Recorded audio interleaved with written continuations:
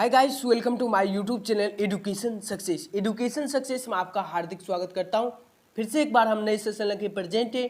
बिहार विद्यालय परीक्षा समिति यानी बिहार विद्यालय परीक्षा समिति पटना द्वारा आयोजित नई परीक्षा पैटर्न पर आधारित 2022 का हमने मॉडल पेपर जो खरीदे थे उसका आप लोगों को आज सब्जेक्टिव क्वेश्चन प्रोवाइड करेंगे, जो कि बहुत ही इम्पोर्टेंट क्वेश्चन होने वाला है 2022 के एग्जाम के लिए। क्या होने वाला 2022 के एग्जाम के लिए, और अकाउंटेंसी का मॉडल पेपर होने वाला है। मॉडल पेपर क्वेश्चन अकाउंटेंसी लेखा शास्त्र का बीबीआई सब्जेक्टिव क्वेश्चन 2022 का बीबीआई सब्जेक्टिव क्वेश्चन 2022 का, और 10 मॉक टेस्ट है। कितना है? 10 आपको मॉक टेस्ट करवाएंगे, जो कि 2022 के एग्जाम के लिए बहुत ही इंपॉर्टेंट क्वेश्चन है। तो सभी स्टूडेंट को वीडियो के अंत तक वॉच करना है। क्या करना है? वीडियो के अंत तक वॉच करना है और एक एक क्वेश्चन को ध्यानपूर्वक से देखते हुए चलना है, क्योंकि 2022 के एग्जाम के लिए बहुत ही इंपॉर्टेंट क्वेश्चन है। तो सभी स्टूडेंट को क्या करना है? लाइक और सब्सक्राइब और शेयर कर देना है फटाफट से, ताकि सभी स्टूडेंट देख सके। और यहाँ पर जो आप लोग बता रहे थे कौन सा सर मॉडल पेपर खरीदे, यहाँ पर हमने जो लिया है टारगेट का है। किसका है? टारगेट का है, और 2022 का मॉडल पेपर विथ आंसर। और यहाँ पर देख सकते हैं हम कॉमर्स के लिए एकदम लिए हैं, कॉमर्स यानी स्टूडेंट के लिए, कॉमर्स सब्जेक्ट के लिए लिए। वाणिज्य जूता और क्लास 12th के लिए है, और इसमें 6 होता है, 6 इसमें दिया गया। लेखा शास्त्र, उद्यमिता और व्यावसायिक अध्ययन भी, और अर्थशास्त्र और इंग्लिश और हिंदी, यानी 6 सब्जेक्ट है। कितना है? 6 सब्जेक्ट का दिया है। और इसमें विथ होमवर्क शीट भी दिया गया, आंसर शीट भी दिया गया। आप लोग प्रैक्टिस भी कर सकते हैं, यानी कैसे रंगे कलर करें, होमवर्क शीट का इसमें दिया गया। और यानी 50% ऑब्जेक्टिव और 50% सब्जेक्टिव पैटर्न है, जो कि बहुत ही इंपॉर्टेंट क्वेश्चन है। तो यहाँ पर देख सकते हैं क्वेश्चन नंबर 1 आ गया है। क्वेश्चन नंबर 1 जो है, दान क्या है? दान क्या है? What is donation? दान क्या है? तो इंपॉर्टेंट क्वेश्चन है 2022 के एग्जाम के लिए। तो क्या है आंसर देखते हुए चलते हैं थोड़ा सा। चलिए, क्वेश्चन नंबर 1 है, दान क्या है? इंपॉर्टेंट क्वेश्चन है 2022 के एग्जाम। सभी स्टूडेंट को लाइक और सब्सक्राइब कर देना है फटाफट से। क्या कर देना? लाइक और सब्सक्राइब और शेयर जरूर कर देना है सभी स्टूडेंट को। तो आज का सेशन शुरू करते बिना टाइम वेस्ट किए हुए। दान जो है, दान में जो राशि प्राप्त होती है उसे उसकी प्रवृत्ति के अनुसार आय व्यय खाते चिट्ठी में लिखा जाता है। ये 2 प्रकार के हो सकते हैं, ये 2 प्रकार के हो सकते हैं। अ है, यानी अ है विशिष्ट, यानी अ दिया गया विशिष्ट दान, जब दान किसी विशेष उद्देश्य के लिए, किसी विशेष उद्देश्य के लिए दिया जाता है, जैसे पुस्तकालय या खेल मैदान या भवन बनाने आदि, अर्थात ऐसे कार्यों के लिए दिया जाए जो अस्थायी स्वभाव का हो। तो अस्थायी स्वभाव का हो तो इस दान की राशि चिट्ठी में दायित्व पक्ष की ओर दिखाए जाते हैं। इस प्रकार के दान चार मिलने वाली प्रवृत्ति के नहीं होते। क्या होते? चार मिलने वाली प्रवृत्ति के नहीं होते। और वो देख लेते हैं सेकेंड।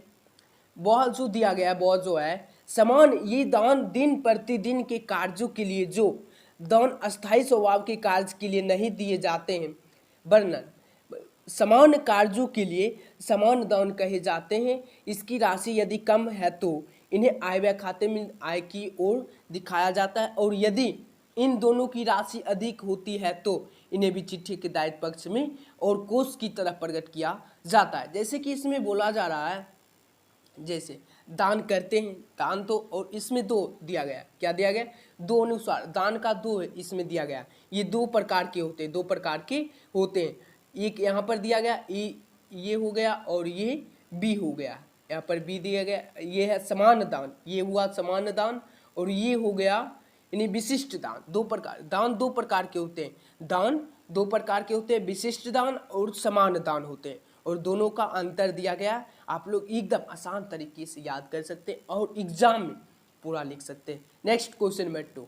क्वेश्चन नंबर 2 जो है, अंश का हरण क्या है? अंश का हरण क्या है? इंपॉर्टेंट क्वेश्चन है 2022 के एग्जाम के लिए। उत्तर दिया गया है, यदि कोई अंशधारी आवंटन अथवा किसी याचना की राशि निर्धारित समय में भुगतान नहीं करता है, तो ऐसी स्थिति में कंपनी के संचालक ऐसे अंशों को जब्त कर सकते हैं। अतः अंशों के हरण का तात्पर्य की राशि न चुकाने वाले अंशधारियों का आवंटन अंशों पर प्राप्त राशि को कंपनी द्वारा जब्त कर लिया जाता है। क्या कहा जाए, अंश का हरण क्या है?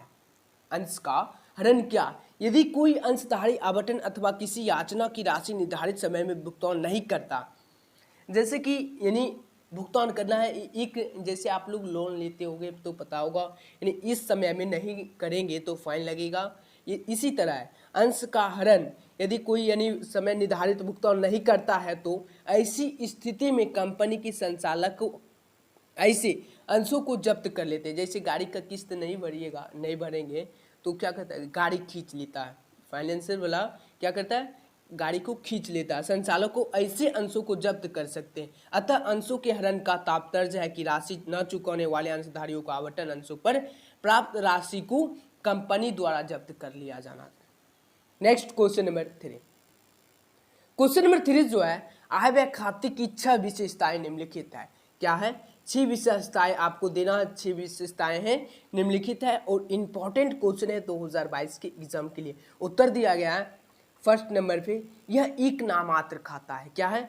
यह एक नामात्र खाता है। और सेकंड नंबर पे है, यह एक गैर व्यापारिक संस्था और रेवेन्यू खाता जो यानी पीसी खाता की तरह होता है, पीसी खाता की तरह होता है। और नेक्स्ट 3 नंबर पे जो है, 3 नंबर, यह केवल चालू वर्ष संबंधित आय को दर्शाता, आय व्यय को दर्शाता है। और 4 नंबर पे है, इसमें डेबिट पक्ष में खर्च तथा क्रेडिट पक्ष में आय को दर्शाता है। और 5 नंबर पे है जो क्या है, इसके आरंभ में किसी तरह का शेष नहीं होता, इसके आरंभ में किसी तरह का शेष नहीं होता। और 6 नंबर पे है, इसका उद्देश्य एक निश्चित अवधि में काम काज का शुद्ध परिणाम ज्ञात करता है। इसका उद्देश्य एक निश्चित अवधि में काम काज का शुद्ध परिणाम ज्ञात करता है। और next question number 4। Question number 4 जो है, ख्याति को प्रभावित करने वाले 2 घटकों को बताइए। ख्याति को प्रभावित करने के 2 घटकों यानी निम्नलिखित है। यहाँ पर आंसर है, यानी ख्याति को प्रभावित करने वाला 2 घटकों निम्नलिखित है। ख्याति को प्रभावित करने वाला 2 घटकों को नाम बताइए। ख्याति को प्रभावित करने वाला 2 घटक निम्नलिखित है और इम्पोर्टेंट भी क्वेश्चन है 2022 के एग्जाम के लिए। तो यहाँ पर देख लेते हैं 2 इम्पोर्टेंट क्या है।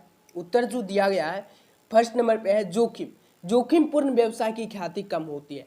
जोखिम पूर्ण व्यवसाय की ख्याति कम होती है। और सेकंड नंबर पे है, व्यवसाय की प्रकृति ख्याति पूर्णतः व्यवसाय की प्रकृति पर निर्भर करती है। और next question number 5। Question number 5 जो है, अंश के प्रकार बताइए। अंश के प्रकार बताइए। क्वेश्चन नंबर यानी इंपॉर्टेंट क्वेश्चन है 2022 के एग्जाम के लिए। अंश जो है, उत्तर जो दिया गया, अंश के निम्नलिखित प्रकार है। क्या है? अंश के प्रकार बताएं। अंश के निम्नलिखित प्रकार है और एकदम आपको ये 5 नंबर का पूछा जाएगा। हाँ, 5 नंबर का पूछा जाएगा, आपको याद रखना, इतना में ही 5 नंबर मिल जाएगा। अंश के प्रकार बताइए। तो अंश के प्रकार निम्नलिखित है, आपको लिख देना है। और इसका यानी अंश 2 प्रकार के होते हैं। अंश कितने प्रकार के होते हैं? 2 प्रकार के होते हैं, पूर्वाधिकारी अंश और समता अंश। राइट आंसर क्या होगा? यहाँ पर राइट आंसर दिया गया है। अंश की निम्नलिखित प्रकार हैं, पूर्वाधिकारी अंश और समता अंश। आपको पूछी जाएंगे क्वेश्चन, हम क्या कब पूछेंगे, यानी जब हम लाइव क्लास लेंगे तब पूछ देंगे अंश के कितने प्रकार होते हैं, तो आपको जवाब देना 2 प्रकार के होते हैं, पूर्वाधिकारी अंश, समता अंश। Next question number 6। Question number 6 जो है, साझेदार के अवकाश ग्रहण का क्या आशय है। साझेदार के अवकाश ग्रहण का क्या आशय है और इम्पोर्टेंट क्वेश्चन है 2022 के एग्जाम के लिए।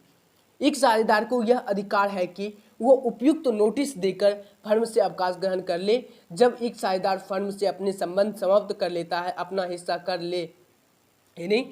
हिस्सा लेकर लेता है और फर्म छोड़ देता है, तो इसे साझेदार के निवृत्त अवकाश ग्रहण कहा जाता है। जैसे कि साझेदार के अवकाश ग्रहण क्या आशय है, जब कोई साझेदार हमारे फर्म में काम करता है तो उसको अवकाश ग्रहण करना है। क्या काम फर्म से छोड़ यानी कंपनी को छोड़ देना, अब नहीं काम करें, कंपनी को छोड़ देना। तो क्या करेगा, एक नोटिस लिख के देगा हमको, अब इसमें काम नहीं करना, हमको दूसरी जगह काम करना है या अब नहीं काम करना।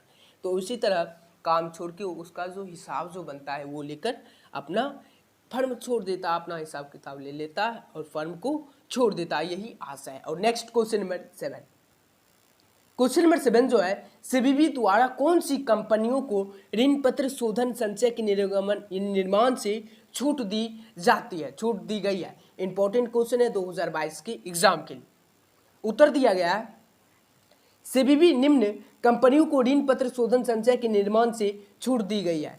और 1 पे है, आरबीआई द्वारा निर्मित यानी नियंत्रित अखिल भारतीय वित्तीय संस्थान। और 2 नंबर पे है, अन्य वित्तीय संस्थाएं जो आरबीआई द्वारा नियंत्रित होते हैं।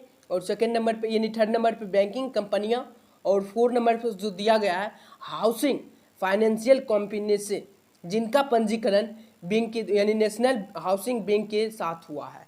और नेक्स्ट क्वेश्चन नंबर 8 है, और ये बुक से लिए हैं, ये बुक से यानी बुक का ही फोटो खींचा हुआ है।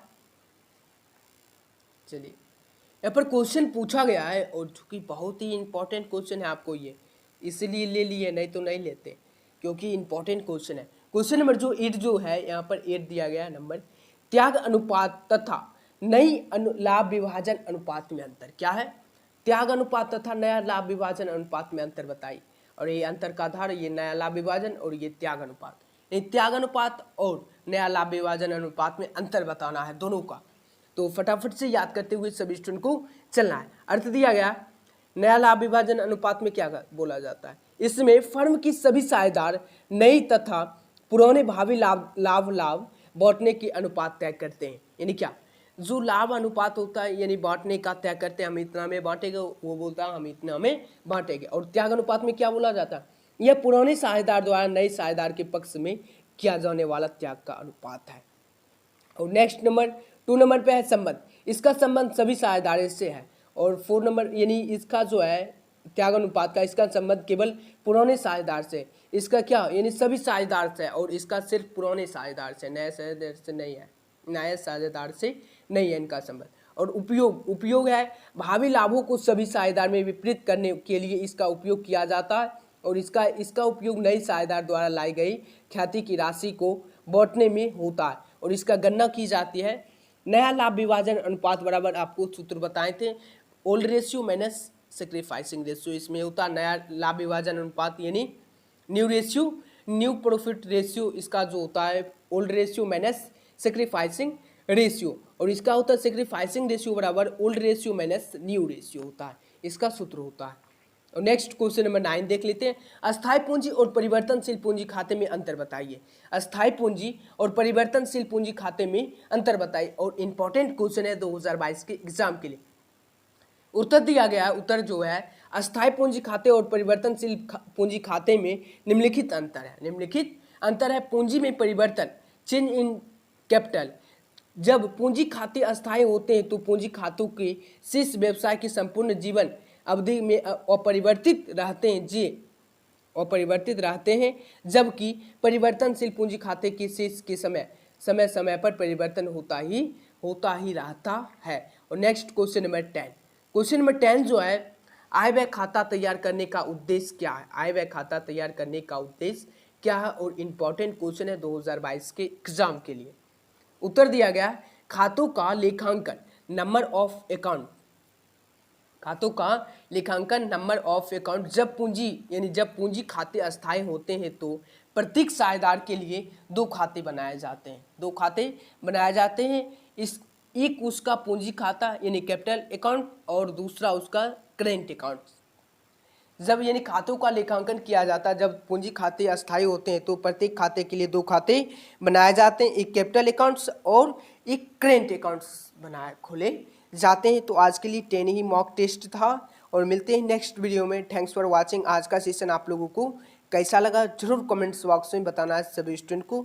और आज के लिए इतना ही, थैंक्स फॉर वाचिंग। मिलते हैं नेक्स्ट वीडियो में। लाइक और सब्सक्राइब और शेयर करने के लिए किसी को भी भूलना नहीं है।